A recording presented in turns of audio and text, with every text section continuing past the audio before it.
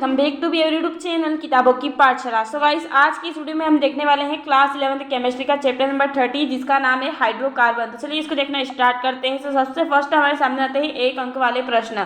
तो इसमें फर्स्ट है, एक एल्काइन C2H2 को रक्त तप्त नलिकाओं में गर्म करने पर कौन सा यौगिक बनता है? तो इसका राइट आंसर रहेगा बेंजीन। फिर नेक्स्ट है, निम्न में से प्रोपोनल का समावयवी है? तो इसका राइट आंसर रहेगा एसीटोन। नेक्स्ट है, निम्न यौगिकों में से सर्वाधिक अम्लीय है? तो इसका राइट आंसर रहेगा C2H2। नेक्स्ट है, एक गैस CCl4 में विलय ब्रोमीन को विरंजित करती है और अमोनिकल सिल्वर नाइट्रेट विलयन के साथ श्वेत अवक्षेप बनाती है, यह गैस है? तो इसका राइट आंसर रहेगा C2H2। नेक्स्ट है, अमोनिकल सिल्वर नाइट्रेट के साथ अभिक्रिया में एसिटिलीन दर्शाता है? इसका राइट आंसर रहेगा अम्लीय गुण। नेक्स्ट है, सोडियम बेंजोएट और सोडा लाइम के मिश्रण को गर्म करने से बनता है? तो इसका राइट आंसर रहेगा बेंजीन। नेक्स्ट है, निम्न में से कौन सा बेंजीन के सल्फोनीकरण में इलेक्ट्रोफाइल है? तो इसका राइट आंसर रहेगा SO3। नेक्स्ट है, बेंजीन रिंग में नाइट्रो समूह की उपस्थिति? तो इसका राइट आंसर रहेगा इलेक्ट्रोफिलिक प्रतिस्थापन के प्रति रिंग को निष्क्रिय करती है। तो नेक्स्ट है, निम्न क्रिया के क्रम में एल्कीन यौगिक भी बनाता है? तो इसका राइट आंसर रहेगा CH3CHO। नेक्स्ट है, एल्कीन जो ज्यामितीय समावयवता दर्शाता है? तो इसका राइट आंसर रहेगा 2-ब्यूटीन। नेक्स्ट है, बेंजीन के नाइट्रोबेंजीन सांद्र HNO3 व सांद्र H2SO4 के विलयन के उपयोग द्वारा बनाते हैं नाइट्रीकरण मिश्रण में नाइट्रिक अम्ल कार्य करता है? तो इसका राइट आंसर रहेगा क्षार। नेक्स्ट है, बेंजीन CH3Cl के साथ निर्जल AlCl3 की उपस्थिति में क्रिया द्वारा बनाता है? तो इसका राइट आंसर रहेगा टोलुइन। फिर नेक्स्ट है हमारा आयोडोफॉर्म पर सिल्वर चूर्ण की क्रिया से बनता है? तो इसका राइट आंसर रहेगा C2H2।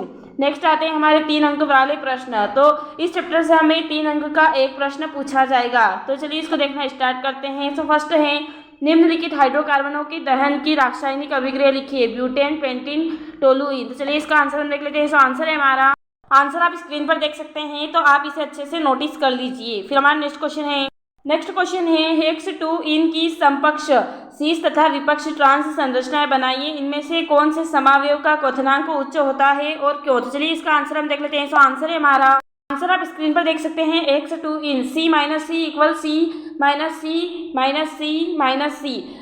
CIS समकक्ष। तो यहाँ पर इसके लिए संरचना सूत्र भी बनाया गया है, इंटरमोलिकुलर फोर्सेस ट्रांस यानी कि विपक्ष के लिए। तो यहाँ पर भी इसके लिए संरचना सूत्र बनाया है, तो आप इसे अच्छे से नोटिस कर लीजिए। फिर आगे है, CIS या समकक्ष का क्वथनांक ज़्यादा होता है, जबकि ट्रांस यानी कि विपक्ष का क्वथनांक कम होता है, क्योंकि CIS डिपोल मूवमेंट ज़्यादा होगा जबकि ट्रांस का डिपोल मूवमेंट कम होगा, जिससे CIS का BP ज़्यादा और ट्रांस का BP कम होगा। फिर हमारा नेक्स्ट क्वेश्चन है, बेंजीन में 3 द्विआबंध होते हैं, फिर भी यह अत्यधिक स्थायी है, क्यों? तो चलिए इसका आंसर हम देख लेते हैं। तो आंसर है हमारा, आंसर आप स्क्रीन पर देख सकते हैं, बेंजीन में उपस्थित तीनों द्विआबंधों के 6 मीटर इलेक्ट्रॉन अस्थानीकृत रहते हैं। अस्थानीकृत इलेक्ट्रॉनों की ऊर्जा स्थानीकृत इलेक्ट्रॉनों की तुलना में कम होने के कारण बेंजीन अणु अत्यधिक स्थायित्व प्राप्त करता है तथा यह बेंजीन में अनुनाद के कारण भी होता है। फिर हमारा नेक्स्ट क्वेश्चन है, किसी निकाय द्वारा एरोमेटिकता प्रदर्शित करने के लिए आवश्यक शर्तें क्या है? चलिए इसका आंसर हम देख लेते हैं। तो आंसर है हमारा, आंसर आप स्क्रीन पर देख सकते हैं। पहला पॉइंट है, इनमें उपस्थित सभी परमाणु एक तल में होने चाहिए। दूसरा पॉइंट है, संकरण sp2 या sp होना चाहिए। थर्ड है, चक्रीय होना चाहिए तथा चक्रीय अनुनाद भी होना चाहिए। और फोर्थ है, हक्कल नियम का पालन करना चाहिए। फिर हमारा नेक्स्ट क्वेश्चन है, बेंजीन को निम्नलिखित में से कैसे परिवर्तित करेंगे? पहला है नाइट्रोबेंजीन, दूसरा है टोलुइन और तीसरा है एसीटोफिनोल। तो चलिए इसका आंसर हम देख लेते हैं। तो आंसर है हमारा, आंसर आप स्क्रीन पर देख सकते हैं। पहला है हमारा नाइट्रोबेंजीन का, तो यहाँ पर इसके लिए मतलब कैसे परिवर्तित करना है वो बताया गया है, बेंजीन से इसे नाइट्रोबेंजीन में। फिर सेकेंड है टोलुइन, तो इसको भी बेंजीन से टोलुइन में परिवर्तित किया गया है। फिर थर्ड है एसीटोफिनोल, तो इसे भी बेंजीन से एसीटोफिनिन में परिवर्तित किया गया है। तो आप इन तीनों का स्क्रीनशॉट ले लीजिए, पहले इन दोनों का और फिर एसीटोफिनोल का। फिर हमारा नेक्स्ट क्वेश्चन है, क्वथनांक पर एल्केन की श्रृंखला के शाखन का क्या प्रभाव पड़ता है? तो चलिए इसका आंसर हम देख लेते हैं। तो आंसर है हमारा, आंसर आप स्क्रीन पर देख सकते हैं, एल्केन के क्वथनांक शाखन के साथ घटते हैं, क्योंकि शाखन बढ़ने पर एल्केन का पृष्ठ क्षेत्रफल गोले के समान हो जाता है। गोले का पृष्ठ क्षेत्रफल न्यूनतम होता है,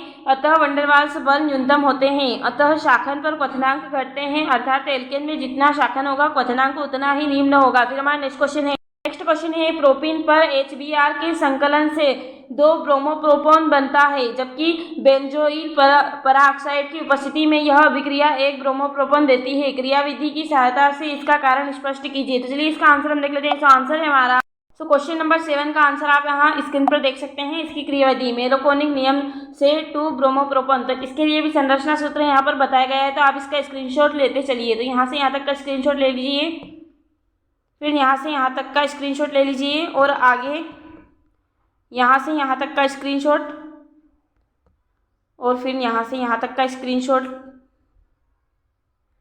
और फिर यहाँ से यहाँ तक का स्क्रीनशॉट ले लीजिए। फिर हमारा नेक्स्ट क्वेश्चन है बेंजीन एन हेक्सेन तथा एथाइन को घटते हुए अम्लीय व्यवहार के क्रम में व्यवस्थित कीजिए और इस व्यवहार का कारण बताइए। तो चलिए इसका आंसर हम देख लेते हैं। तो आंसर है हमारा, आंसर आप स्क्रीन पर देख सकते हैं। किसी यौगिक का अम्लीय गुण C बंध H आबंध की ऑर्बिटल के प्रतिशत लक्षण पर निर्भर करता है, जिससे 2,5 लक्षण बढ़ता है।